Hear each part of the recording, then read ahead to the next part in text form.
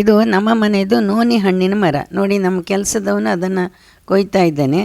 ಒಂದು ಬಕೆಟಿನಷ್ಟು ಹಣ್ಣು ಸಿಕ್ಕಿತ್ತು. ಅದನ್ನೆಲ್ಲ ತೊಳೆದು ಸ್ವಲ್ಪ ಆರ ಹಾಕಿ 2 ದಿನ ಬಿಟ್ಟಿದ್ದೇನೆ ಸ್ವಲ್ಪ ಹಣ್ಣಾಗಲಿ ಅಂತ.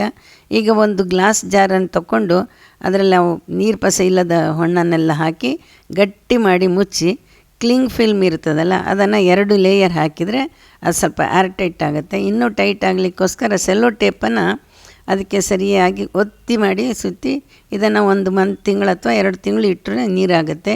ಇದು ನಾನು ಮೊದಲು ಮಾಡಿದ ಹಣ್ಣಿಂದು ರಸ ನೋಡಿ. ಬಾಟ್ಲಿನ ತೆಗಿತೇನೆ ಅಂತ ಆಗ ಸಣ್ಣ ಬಾಟ್ಲಿಲಿ ಹಾಕಿದ್ದು ಅದನ್ನು ಒಂದು ಪಾತ್ರಕ್ಕೆ ಸೋಸಿ ತಗೊಳ್ತೇನೆ. 2 ಬಾಟ್ಲಿ ಇತ್ತು ನನ್ನ ಹತ್ರ.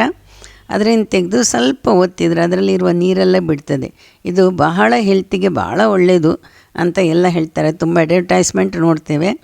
ಇದನ್ನು 1 ಟೇಬಲ್ ಸ್ಪೂನ್ ಜ್ಯೂಸಿಗೆ 1 ಟೇಬಲ್ ಸ್ಪೂನಷ್ಟು ಇದು ಜೋನಿ ಬೆಲ್ಲ ಇರ್ತದಲ್ಲ ಅದನ್ನು ಹಾಕ್ಬೋದು. ಇಲ್ಲಾಂದರೆ ಬೆಲ್ಲ ಪಾಕ ಮಾಡಿದ್ದು ಹಾಕ್ಬೋದು.